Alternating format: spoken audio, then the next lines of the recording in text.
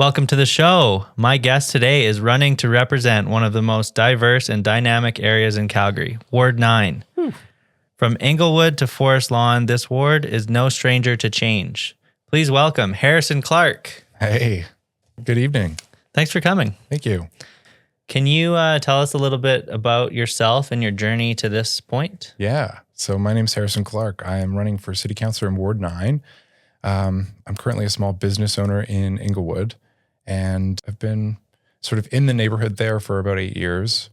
And November of last year, it all culminated at a little event at my shop, and I stood in front of a group of people and said, I'm going to run. I'm going to run to be city councilor here. And the work hasn't stopped since. Yeah. Why did that interest you? Were you on boards before? How did you get into this? Yeah, I mean, so prior to owning the business, I was community stakeholder relations manager for a provincial constituency. So that was like a fairly government heavy role in that I sort of helped community navigate provincial policy, whether it was infrastructure projects, that sort of thing, flood mitigation, the Ring Road project, that was a major part of that at the time. And then, of course, like all the engagement with our non-for-profit stakeholders and that sort of thing. So that's where I really sort of got rooted in this kind of work. And then moving into business, I wanted to take a similar approach. And I've gotten to know my neighborhood. I have been on the business association as a director through that, and sort of at the beginning of COVID, actually. Yeah. Was there something that you wanted to change that was kind of the catalyst to make you want to run? It's not so much that I saw something I wanted to change, but it was something I could feel happening. I could feel the change happening in the city and in the neighborhoods that I was frequenting quite a bit. And I think that's just growth, like this immense energy, this pulsing sort of like excitement and all these new faces. And Murphy's Mid-Century does sort of Danish modern design, presented kind of in a niche way. And so we're a furniture store though. And so we get to interact with all these people moving to the city, and they're coming from all over the place to be here. And so I just think we're at a precipice of great change, and I feel like it's a great opportunity to be a part of that. Your Ward 9. Yes. Tell me a little bit about it. Well, I call it the Texas of the wards because it's enormous. It's north to Renfrew, so 16th Avenue and Edmonton Trail is essentially that most northern part border. And then it swings all the way south to Ogden, carrying everything in between, including the river. So the Bridgeland to Inglewood to Ramsay. And then it swings all the way east to some of these new neighborhoods like Belvedere, crossing Stony Trail. Applewood is kind of one of those last, like most eastern points to it. So hugely socioeconomically diverse and yeah, just big. Mm-hmm. That's got to be a big challenge, the range, not only the size, but like how different, some of the areas are for the average price of a home, things like that. Like they have many different needs. Yeah, absolutely. And that's where it was like, okay, well, we better get started because there's an awful lot of ground to cover and sort of like, knowledge to gain. So you're right. When you think about neighborhoods like Forest Lawn, Dover, Southview, sort of on the ridge there at Deerfoot, and then you swing over and, community on both sides have drawn parallels, but certainly like acknowledge the differences between those communities. And funny enough, and I'm sure we'll chat more about it too, but there's also quite a bit in common amongst these communities, which we're learning, and that feels really good. Mm-hmm. Yeah. And you're doing a lot of door knocking lately. Yeah, I was in Forest Lawn yesterday. Boots on the ground. Boots on the ground. This is like retail politics. I mean, it's like really like the fundamentals of like what the process should look like, what it should feel like. And I'm really just trying to build I'm just trying to do it the way I think it should be done. And I think my influences are kind of based on, probably like a 1960s or 70s model in terms of, you really get out there and meet people, shake hands, but look in people's eyes and have conversations too. You know? And I think like there's something to be, if nothing else, it builds trust in the process, which I think is sorely lacking as well. Yeah, it's very different than just popping a billboard up and and hoping people see it. Yeah. How did you get this social media strategy? That's how I found you. I love your social media. Oh, Good man, work. I love that. Thank you. The sincere truth of it is, it was one of the biggest anxieties or apprehensions that I had getting this started. It's like realizing that, I am the product. I am the visual aid to the to the process. And so in doing that, I've got to become the object. For Murphy's, I sell inanimate objects, furniture, sofas, chairs, that sort of thing. And I love the photography of that. I love sharing that story online, and I'm pretty practiced at that. So to then sit in that position, it's like, how do I do this? And with great learning, I've learned a lot. I've had some great teachers, young folks who have shown me how to do these things. But I think just being honest about it and being like, this is not my forte, but like, let's do it. And I have nothing, I'm going to fumble. Watch me fumble or don't, it's like. You're doing well. Thank you. How long have you had this signature mustache?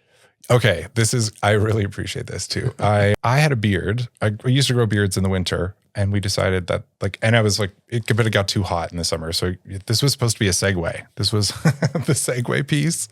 And so sitting down with sort of team and deciding like, okay, we're going to run. What's the look of the brand and all of that. And there was a bit of a chat, like, are you really going to keep your mustache? I was like, it would be too shocking to me to take this off and try to run this, and go this way. So I said, yes, I didn't want to let it go. Yeah. It's a signature piece. Now it's a trademark. Yeah. It's sort of a signature element to this. And yeah, if nothing else, remember the man with the mustache. And the blazers. I'm jealous of your blazer. Thank you to David and my best friend who gives me all his hand-me-downs. Yeah. So what are some things that people don't know about the ward that you've discovered recently or want people to know? Yeah. So Ward 9, what does it represent? And that's like kind of one of the key questions I've been asking myself this whole time. And what I have found is that, first of all, we represent the history of this city. Its deepest roots are grounded in these neighborhoods in many ways. And I think to that end, it's sort of, for a future forward-looking city like Calgary that's constantly sort of what's next? We're sort of at this moment in time where, we should probably take stock of what we have, what we know, and what we've done. And much of that lives amongst all these communities. So they have that in common. There's also that unique sense that, I'm from Bridgeland. I'm from Dover. I'm from Forest Lawn. I grew up here. You know what I mean? My parents still live here. That sort of thing. Like each of these neighborhoods has like layers and layers of time that some of these new neighborhoods don't have. It's not so much a comparative statement as it is just that emphasis point that, walking and door knocking in Ogden, you have folks that are standing on the door and they're like, yeah, my grandma lives over here and I grew up over there. And it's like, multi-generations on a single block over the course of 50 or 60 years in Calgary, right? Mm-hmm. And that's lifetime spent. That's time invested here in these neighborhoods. And that seems to be true everywhere we go. It's a wonderful question to ask, like, oh, how long have you been in the neighborhood? Because you really you get these amazing stories. Yeah, people are really prideful. Like you'd see people wearing an Ogden shirt, but you wouldn't see people wearing a Livingston shirt or whatever, a new community like that. Not yet, yeah. Yeah. So that's really cool. Yeah, that feels really good. And it's just this interconnectivity too. Like Forest Lawn, of course, was annexed by the city in the 60s. And so it was its own little town on the hill. And I've met folks that were sort of living in the town as it was being absorbed by the city and had stories about that process. And it's just, you forget that these kinds of things happen and that the people that experience them are still with us and participating in these communities. Yeah. Yeah. And then some of the communities like Inglewood and Bridgeland are really growing in a unique way too. Yeah, I think that something to definitely acknowledge about growth is that the neighborhoods represented in Ward 9 are very desirable places to be because of that character. I would suggest it's because of the way they feel and the way they look and the people that already live there. People want to be that. And of course, proximity to downtown, because Calgary now is deciding what urban living looks like in the city of Calgary. I think we're really starting to discern for ourselves what it means to live a truly urban life in the city. And that's certainly a part of whatever happens next over the next 4, 8, and 12 years. But yeah, so how do we meet those needs and maintain the thing that draws people to these places? Yeah. The $1 million question. And not kind of just tear everything down and develop it. Yeah. Yeah. I think development, and that's going to be the interesting conversation. And these things tend to fall into sort of, are you pro-development or are you anti-development? Are you, pro-heritage or are you anti-heritage? And I think we have to realize the conversation is deeper than that. It's going to be broader than that as well.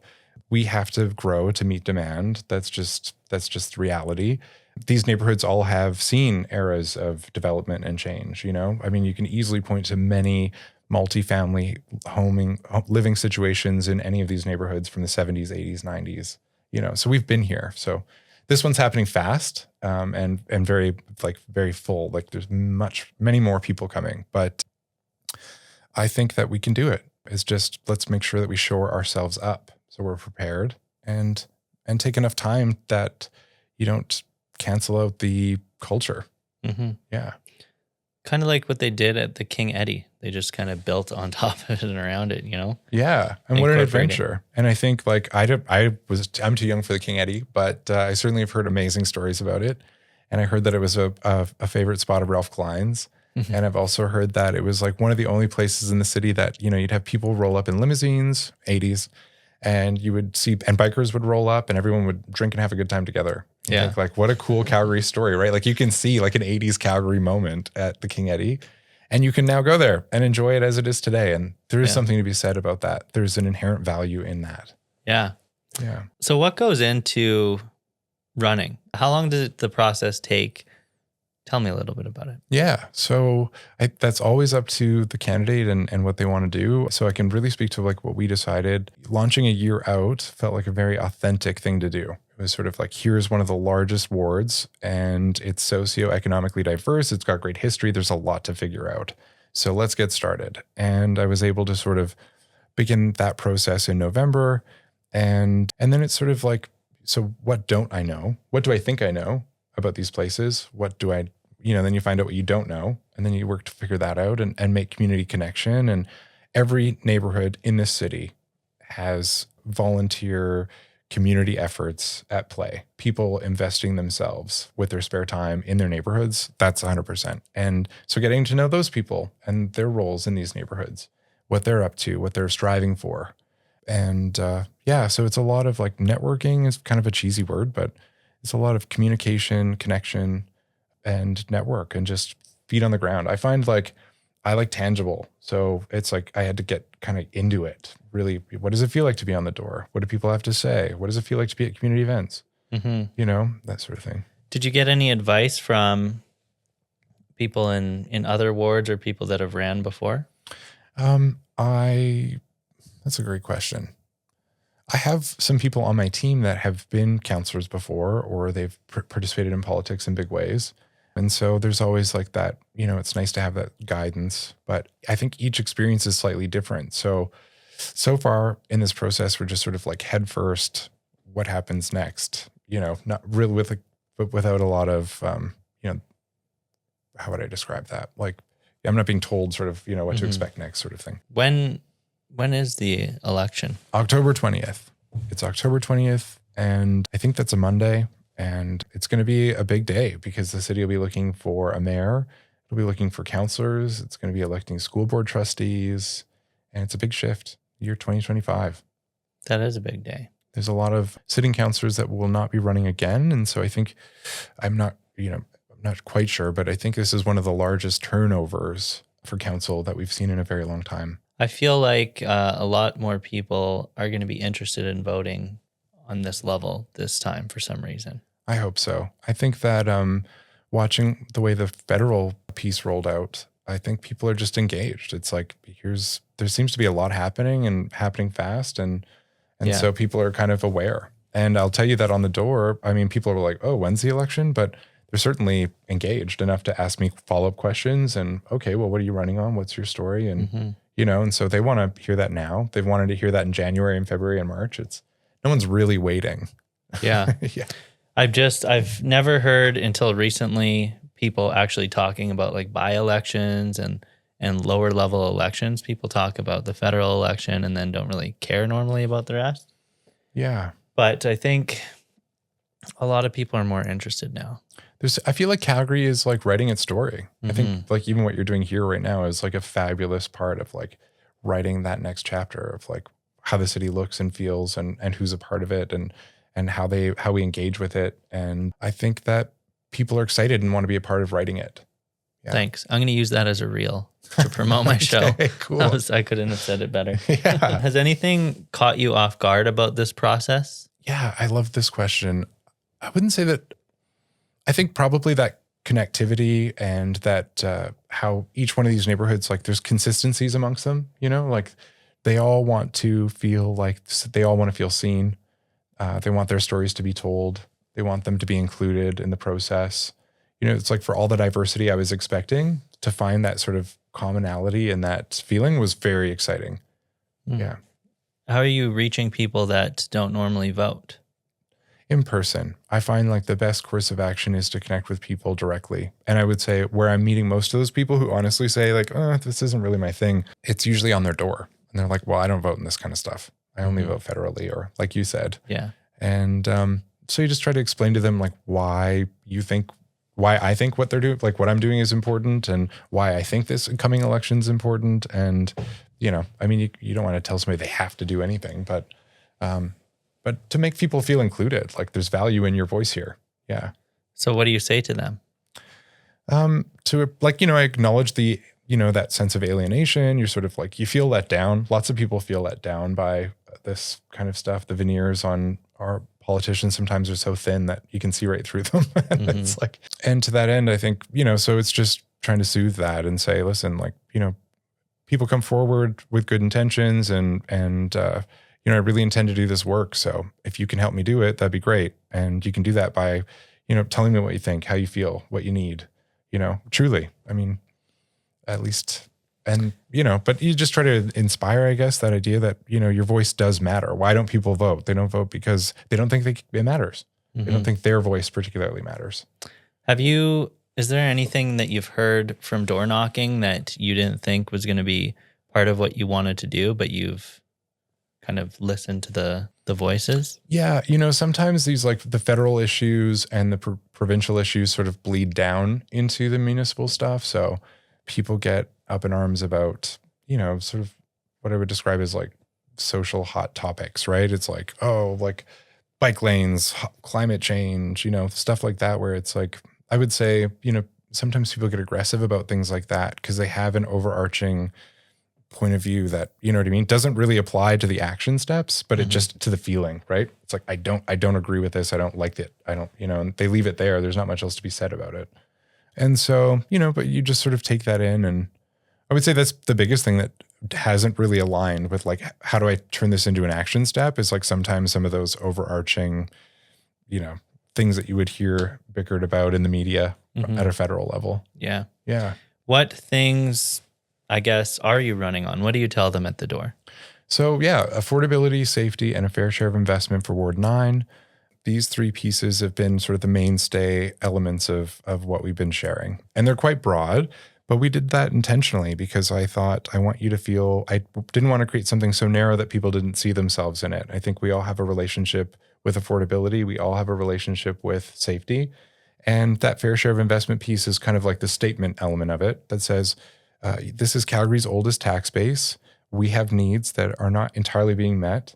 Let's make sure that we work to meet those. It's fair to make that statement, And so it's been really exciting to start out with such a wide net because, affordability, how can a city councilor affect that? Well, we sort of our approach to the way that we use tax dollars and making sure that those investments have longevity, that we're keeping an eye on waste and making sure that, every one of these dollars, again, is going where it needs to and serving people, the most amount of people that it possibly can.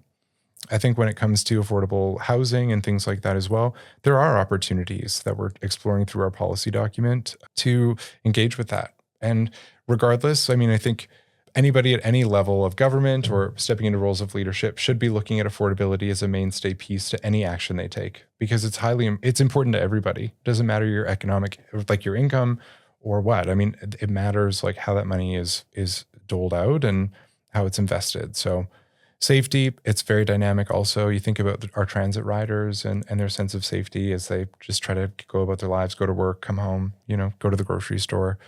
Safety for our small business communities. Ward 9 represents 3 of Calgary's business associations, International Ave, Bridgeland, and Inglewood. These are like 3 heavy hits in terms of just, you think about the network of small businesses there amongst those places. They're huge community builders. And so, the petty crime, the windows being smashed, people breaking in, it all adds up. It's very expensive, and you're just trying to do something cool in your community, and it feels like you get kind of left sometimes with a bill you weren't expecting. So I've been chatting with those folks quite a bit. Yeah. I'm going to take a quick break. Cool. We'll be back. Hey everyone, if you're new to the show, please subscribe on YouTube. Lots of listeners on Spotify, Apple, iHeartRadio. Keep subscribing there.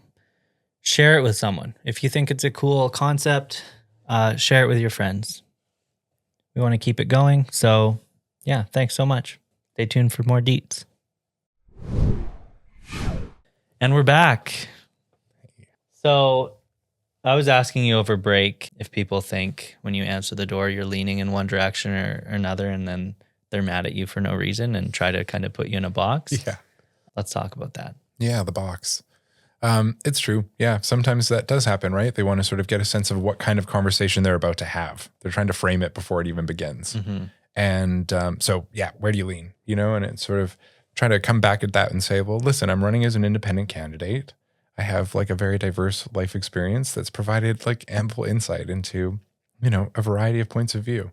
And so you sort of like that cools things down generally, and then you can get on with it. And to be honest, like too, most people are quite glad to hear that independent candidates are sticking with that. And there's a lot of sort of irritation or resentment that they're trying, like this introduction of parties to the city politics feels very unnecessary is what I hear on the door quite a bit. It doesn't make sense. Why are they doing this, Mm-hmm. So there's a confidence builder in learning that I'm an independent candidate, and that feels quite good. Kind of brings the heat down. Yeah, I bet. Yeah. Because, it is really polarizing. I've been saying it, and it's nice to say it in such a public way. I have been receiving support from people that describe themselves as conservatives. I've received support from people that describe themselves as progressives. And I love to I think like building a coalition of support. I mean, again, maybe it's particularly at this level of politics, but we have lots in common, and we have very common goals in terms of what we are trying to achieve for our neighborhoods. Yeah. And so much of that gets to go away. And this is where we can put those, put the shoulder pads down, take them off, and just sort of get to work. Yeah. Yeah. And you have such more specific goals that you don't have to think about every issue in the entire country about everything. Right? Absolutely. So that's helpful. That's a wonderful place. Municipal politics is a wonderful place to practice that collaborative leadership. Like that's where it lives. It's where it belongs. Are there any small changes that you think you could make that would have a big impact? I think that, very much so. When I think about the conversations I've had with folks that have long-standing concerns around lighting is a very simple thing. Bob Mahan in Forest Lawn there's been lots of requests to see increased lighting in that area. And it's not so much because people are out at night and they're worried about that, but you think winter, like the sun goes down at 4:00. You're just trying to get your kids to the pool lessons at 6. And, so it's like simple things like that, potholes that have gone unfilled, or, fences that are in disarray, or I've heard all of these things. Like when it's like, what can I do for you as city councilor of Ward 9? It's like, give us more lights and fill the potholes, and it's like, okay, great. That's a wonderful place to start. I mean, those are the practical things I would look to get done kind of right away. I learned from a guest I had on before. He was a former detective, about environmental design. And just putting a light somewhere actually stops crime. I've been reading a little bit about this too, and it seems quite effective. And so that's great. I think it's one of the next steps. It's certainly, we're diving into it a little bit for the policy piece on safety. I also had a question about red tape and getting things done. I don't know where it is in my notes. I remember this question. I love this question. If there was no red tape, what's the magical thing that you would get done tomorrow? Yeah. And I would say the responsible thing to say is build the green line. And I mean like build it. And I mean build the northern portion too, and cross that river and get it done. I think it's, Calgary often talks about being a world-class city and is constantly in the pursuit of being a world-class city. We have to acknowledge that diversity in our transportation model makes us a world-class city. And you think about, I'm talking about the east side of our inner city, which luckily in this first leg has a few of stops, right? And so we're beginning that connection piece. But, Crescent Heights and that central part of like North Center Street and Northern Inner City, these neighborhoods are 90 years old, 100 years old too. Like, where is the infrastructure that they deserve? It has to come forward. We have to get it done. And if nothing else, it's now twice as expensive as it was 10 years ago. Like, what do we expect to be true 10 years from now? Get it done. So that would be the magical, wonderful thing I would definitely work to get done. That's a good one. Yeah. I didn't expect that one. I chewed on it over coffee this morning. I thought, you know what? That is the correct answer, because it's on everyone's mind and it would have such a huge impact for everybody. What do you think the hardest part of facilitating changes at a city level? I think it's based on the observance of like what I've seen fail or really struggle over the course of like the last 10 years paying attention to city politics in Calgary, is that relationship, the relationship between governments. There seems to be a major breakdown. And I know that at some points, like at this point, for lots of people, they'd sort of point a finger. And I think at the end of the day, Calgarians deserve better than that. It's simply a breakdown in the relationship between these parties, and when I say parties, I mean just like the groups. And so I think we have to build out bring this collaborative leadership model forward, build out an effective city council that can then effectively meet conversation with the province and with the federal government and sort of build it out from there. I mean, but an effective council is the foundation of that. It seems to be where things get really stuck and die, because the city needs funding. They need support provincially and from the federal government. And so we have to work with them to sort of make the visions of what we want to see in the city come true. Mm-hmm. Yeah. What's something that you would love to fix, but will take a long time? Yeah, that's a good question. Maybe you could plant the seed of the process to fix it or something. Yeah. I mean, what's front of mind right now is this connectivity between east and west of Deerfoot, because we often talk about Ward 9 as being divided by Deerfoot Trail. You've got east of Deerfoot and you have west of Deerfoot. And there's a marvelous 17th Avenue corridor study the city's implemented. And so along the Max Purple line, they've built out this beautiful bike lane that crosses the Deerfoot as well. It's very calm. It's very comfortable as a cyclist. You feel safe. You're separate. I just think that interconnectivity piece would be really important to look at. I think we have to look at what Deerfoot is and the role that it plays in dividing these neighborhoods, and how we can sort of literally physically shift that and reconnect. It really divides the whole city, I think. It does. I always hear people using Deerfoot, even though we've grown so much, that they still use Deerfoot as kind of the line. Absolutely. And so I think it's important that we talk about that, because frankly, Dover, Forest Lawn, Southview, again, speaking specifically to Ward 9, these are inner city neighborhoods in my mind. I mean, you're 15 minutes on a bike to downtown. I mean, that's fabulous. You're on the bike path by the river in 10, I think that's really important to acknowledge moving forward as we approach, these 2 million population figures. Yeah. So how do we connect that? How do we create that and soften that line, the dividing line? Yeah. It does. If you didn't tell me, if I didn't research you, I would have thought that's two different wards for sure. Yeah. And people feel that way too. Yeah. And so it's a responsibility of any good candidate to sort of, acknowledge that. I think, so that's a part of my campaign for sure. I had a question about what your dream for Ward 9 is within 5 years. That's maybe part of it. Is there anything else? Yeah, I think the most important thing, it's a less tangible goal, but I think it is tangible. But people have a sense of fear that they are about to lose what they know about their neighborhoods in all of this growth and all at this pace. Yeah. And if there's anything I could do, it would be to help sort of soothe that and to help protect that. And it's, when I say protect it, I don't mean like defend, like we have to defend against something, but to sort of like, how do we mitigate that feeling so that, we can move forward as neighborhoods that are growing. But you can walk down your streets and feel like, yeah, great, I still know this place. I think that that's really important. Yeah. I would love to affect that change. I think I realize that doesn't sound very tangible, but I think it's through on the ground work that we get that done. So. Mm-hmm. I know a lot of people in communities like that are kind of afraid of development.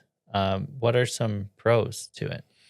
I mean, first of all, we've got a lot of older people living in some of these communities, and they've been there for 40 or 50 years, and they're living on pensions. They're living on, low income, and property taxes continue to increase. They feel squeezed.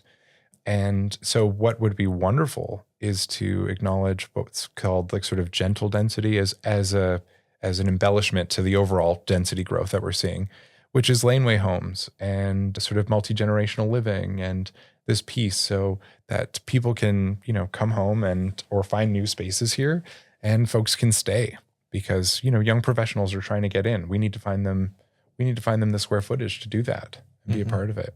And I remember being at the Bridgeland distillery once and having a wonderful chat with the bartender there. And she was from Ukraine, but she'd been here for about 4 years. And she's getting to know the distilling process and really participating in like the brand and the culture of the Bridgeland distillery. But she couldn't find a place to live in Bridgeland. So here she was being our host for the evening in Bridgeland, but she couldn't live there. She couldn't find a place to be. And that's something that we have to mitigate. Mm-hmm. Yeah, we have to work to shift that. A complete community is representative of that socioeconomic diversity. It includes all of them. The people that work in these places, the older people, these young people. We've got to find room for all of them. That creates a complete neighborhood. Mm-hmm. Because if everyone's just rich or everyone's just poor, it just sort of like it's very empty feeling. Have you learned anything about yourself since taking this on? I have pursued my life this way for many years. And so now I'm doing, it's like another hard left, in my life. But to that end, it's like, principles lead the way. I believe that, honest, it's like my grandmother taught me, like be honest and work hard, and it'll get you anywhere you want to go. And I think, that's an old adage. They're farmers. But, and I know the world's changed a lot, but I think that remains true. And I just proceed with that. What I'm trying to do now, is essentially do something that I'll feel good about regardless of the outcome, October 20th at the end of the day. It's like, we'll be able to look back and say that was a wonderful exercise in community engagement and participation, And so I think that's all you can do. And take every 24 hours as they come. That's the other lesson of this whole thing is like, if I project too far into the future, I will lose my mind. It's like, just what can I do with these 24 hours? That's good. Coming to hang out with you has been perfect. Is there someone in Ward 9 who inspires you? It could be resident, business owner, community organizer, maybe someone you've recently met or someone you've known a long time. The fabulous thing is like, because in 6 months, there's quite a few now. You have people that are investing all of their time into, strengthening their community networks. I think about folks in Ogden as an example. And then, I was at Easttown Get Down in Forest Lawn recently and met Fiona, the bartender at Coconut Cove, and she'd been there for 21 years. And, it was just like, what a place, like what a cool atmosphere. And she obviously is an integral part of that. And you've got music advocates, and I couldn't name just one. Sorry. There's the ramble. That's okay. Sorry. I do have a rapid fire time here.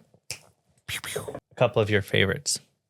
Your favorite lunch spot in Ward 9? Crazy Jerk on 52nd. I've never heard of it. Southeast. Yeah. Shout out to Crazy Jerk. It's one of my favorite Jamaican restaurants. They also do a really cool Sunday brunch once a month. But if you like hot Jamaican food, it's delish. I'll go. Yeah, check it out. We should go.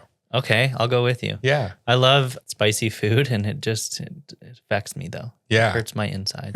Yeah, that's part of the fun. I never stop. Yeah. I know, I never learn. I'll go. Where is it again? So it would be 17th and 52nd. It's like, I don't know the full address, but it's on 52nd Street Southeast, and it is, just off of International Ave. Okay. Yeah. I'll go with you. We'll make a reel of it. Okay, that'd be sweet. What about a hidden gem?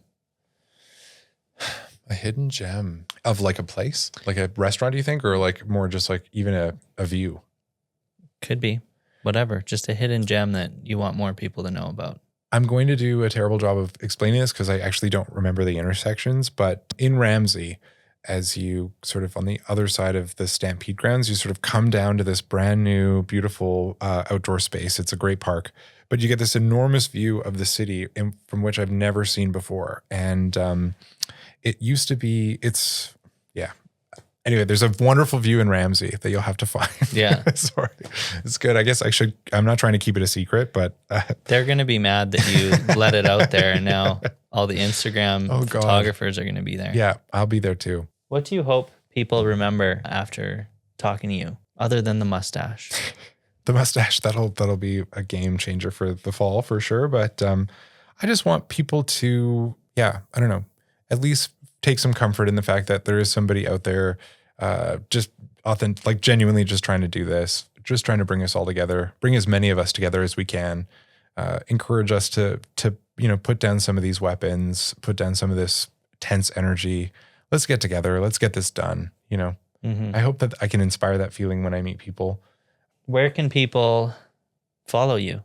Yes, thank you. Please come along, because you may not live in Ward 9, but you might know people in Ward 9. I love to say that to folks that I meet who aren't from the ward. But Ward 9 Harrison is my Instagram handle, and Ward 9 Harrison is the Facebook one.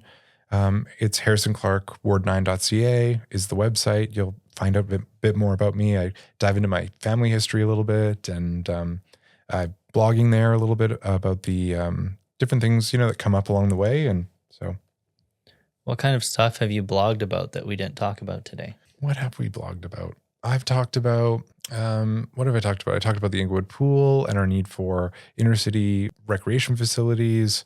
I've talked about, fiscal responsibility and acknowledging that a lot of these neighborhoods aren't looking for the $1 billion update, the $1 billion reno. They're just looking for their basic needs being met and sort of in a sustainable way, so that 20, 30 years from now, we might look to make more investments, but something with longevity. And I just kind of ramble on there as well. Sounds good. Yeah.